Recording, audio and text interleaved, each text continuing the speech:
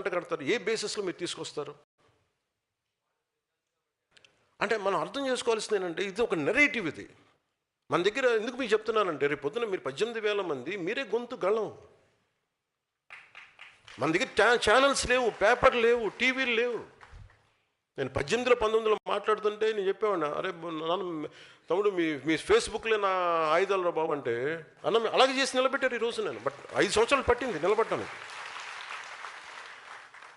అంటే మీరు అధికారానికి దూరంగా ఉన్న వర్గాలని అధికారంలో తీసుకురావటం ఒక రాజకీయ విజయం అది. కానీ అన్ని వర్గాలని అంగీకరించే నాయకత్వంగా తీర్చిదిద్దటం ఒక సామాజిక విజయం. నేను సామాజిక విజయం వైపు వెళ్తున్నాను. అంటే ఏంటి, మీరు కూర్చోబెట్టి ఈ 3 కులాలని మనం పెట్టి మార్చేసుకుంటే మనకు అధికారం అవసరం రావచ్చు, మనకు తెలియదు. కానీ అది పొలిటికల్ విక్టరీ అవుద్ది, కానీ సోషల్ విక్టరీ అవుతుంది. వేరే జనసేన ప్రయత్నిస్తుంది ఏంటంటే సామాజిక విజయం, సోషల్ విక్టరీ.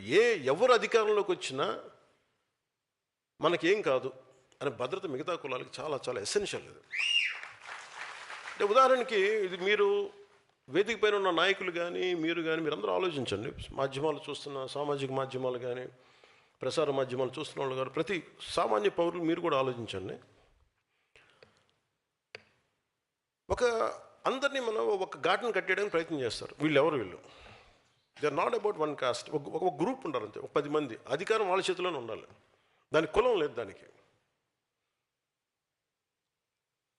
వాళ్ళందరూ చూడండి ఒక గ్రూపు.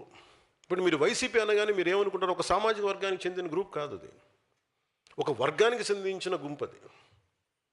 వాళ్ళు దేనైనా వాడతారు. వాళ్ళు కులాన్ని వాడచ్చు, మతాన్ని వాడచ్చు, లేదా ఇంకా రకరకాలు వాడచ్చు. మీరు చూడండి, మనల్ని తిట్టేవాడు, మీరు ఇదే వేదిక పైన చెప్తున్నా, గతంలో వైసీపీకి పనిచేసిన నాయకులు కూడా వేదిక పైన ఉన్నారు. బాలినేని గారు కానీ, సామినేని గారు కానీ.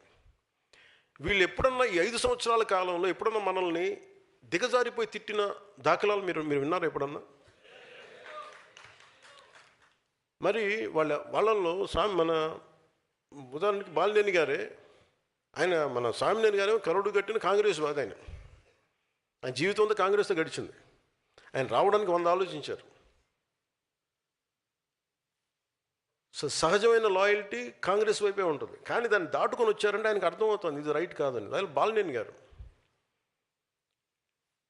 మన రాజశేఖర రెడ్డి గారు చనిపోయినప్పుడు ఆయన కోసం వాళ్ళ నాయకులు, మన గత ముఖ్యమంత్రి కోసం ఆయన రాజీనామా చేశారు. మన మంత్రి, క్యాబినెట్ మినిస్టర్గా ఉంది.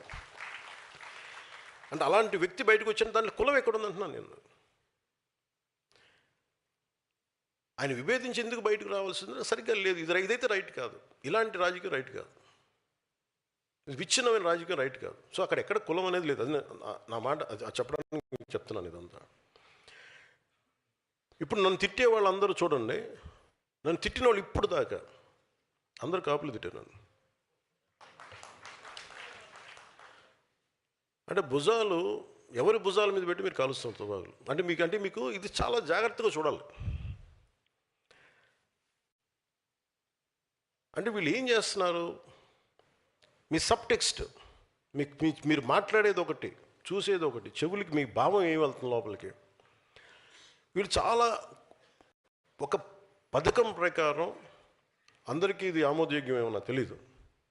జనసేన అంటే ఇష్టపడని వర్గాలు ఏవైనా కావచ్చు. నేను ముందే చెప్పాను, నేను ఎప్పుడు కులాలని చాలా ఒక ఎనలైటికల్గానే చూస్తాను. నేను కులాలని ఒక సోషల్ డాక్టరింగ్ పర్స్పెక్టివ్లోనే చూస్తాను. వాళ్ళు ఏం చేస్తున్నారు? ప్రతిసారి తిట్టడం, కాపు నాయకుల చేత తిట్టిస్తారు. లింగంనేని రమేష్ గారికి ఇస్తే వాళ్ళే తిడతారు. లేదంటే ఒక కుర్రాడు 14 ఏళ్ళ ఆడబిడ్డని 3 రోజులు గదిలో బంధించి చాలా రకాలుగా హింసించి చెప్పుకోలేక బయటికి ఇవన్నీ వస్తే, అలాంటి వాడు ఏమైపోయారో తెలియదని ఆ కేసు కోర్టులో జరుగుతుంది. అతనికి వత్తాసుగా వీళ్ళందరూ వెళ్తారు. తల్లి బాధ వేరే, తల్లి బాధ నేను అర్థం చేసుకోగలను. కానీ అతను చేసే వృత్తి ఏదో క్రిమినల్. అతను ప్రొఫెషనల్ క్రిమినల్. అతను ఒక ప్రొఫెషనల్ క్రిమినల్లో ఎలా వెనకేసుకొస్తారు? ఏ బేసిస్లో వెనకేసుకొస్తారు? Just because he's your cost.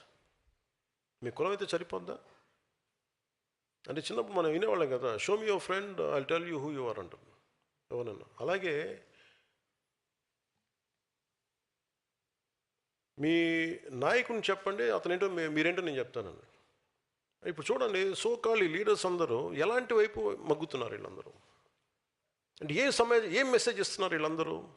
ఉదాహరణకి చాలా కులాలు ఉన్నాయి. ఉదాహరణకి ఫర్ ఎగ్జాంపుల్ కాపు కులాన్ని తీసుకుందాం. ఈ మధ్యన మనకి ఎక్కువ వినిపిస్తుంది కాబట్టి. వీళ్ళు కాపులు ఎలా ప్రొజెక్ట్ చేస్తున్నారు? ప్రతిసారి ఈ 4-5 మంది ఫేసులు కనిపిస్తాయి. మన బూతులు తిట్టాడు, కాపులు బూతులు తిడతారు. ఈ